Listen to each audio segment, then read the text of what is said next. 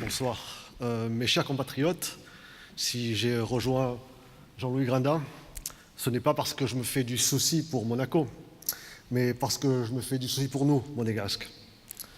Et c'est pourquoi, ce soir, j'aborderai deux sujets majeurs, la priorité nationale à l'embauche et le fonds de réserve. La priorité nationale à l'embauche, d'abord. Elle n'est pas un geste paternaliste et généreux, mais une question de survie pour notre communauté. Et je vais essayer de vous démontrer pourquoi. D'abord, bien sûr, parce que dans un monde de plus en plus ouvert, pour chaque emploi proposé en principauté, combien de milliers de personnes susceptibles d'être plus diplômées que nous? Sans la priorité à l'embauche, protection limitée, ne l'oublions pas, par le critère de compétences égales, nous serions évincés pour la plupart du marché du travail. Mais il faut aller plus loin.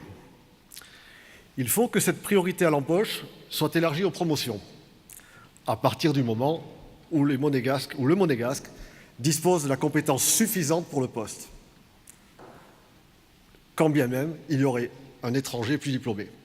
Car sinon, les Monégasques sont condamnés à avoir des étrangers plus diplômés leur passer devant. Et ne croyez pas ceux qui vous affirment que protéger 3500 Monégasques salariés sur une population active de 53 000 personnes limitera notre attractivité. Qui osera soutenir que garantir une priorité effective à 6% de la population active mettra notre économie en difficulté? Même en faisant l'hypothèse que nous soyons tous des fainéants et des incompétents, cela sous-entendrait que les 94 autres % de la population active sont entièrement motivés et compétents. Je vous en laisse juge.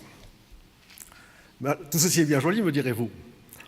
Mais pourquoi la priorité nationale continue-t-elle, élection après élection, à être sujet de discussion? Non pas que les candidats aient manqué de sincérité dans leurs promesses, mais il leur manque tant les textes législatifs que les moyens donnés au service de l'emploi pour contrôler et faire respecter la priorité à l'embauche.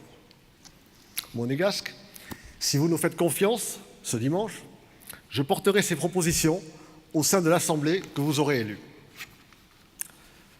Le second sujet que je souhaiterais aborder avec vous, c'est celui du fonds de réserve. Le fonds de réserve est le garant ultime de notre indépendance et de notre niveau de vie. Dans cette perspective, l'objectif de rentabilité ne pèse rien face à l'impératif de à l'impératif de sécurité.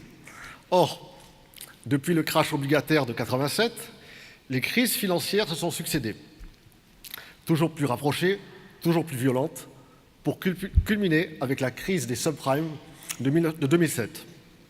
Depuis, non seulement rien n'a été réglé, mais la fuite en avant des banques centrales, par la création monétaire, a créé une montagne de dettes, n'ayant servi qu'à gonfler artificiellement les marchés actions. Alors, comment se prémunir contre cette gigantesque bombe à retardement? Bombe qui finira à court ou moyen terme par exploser.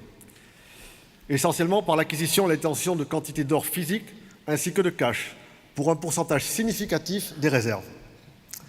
La pertinence de ce choix s'en trouve renforcée lorsqu'on sait d'une part que l'Allemagne, la Suisse, l'Autriche ont rapatrié ces 2 dernières années leur quantité d'or qui était stockée à l'étranger, et que d'autre part, la Chine, l'Inde, la Russie ne cessent d'augmenter leurs réserves d'or.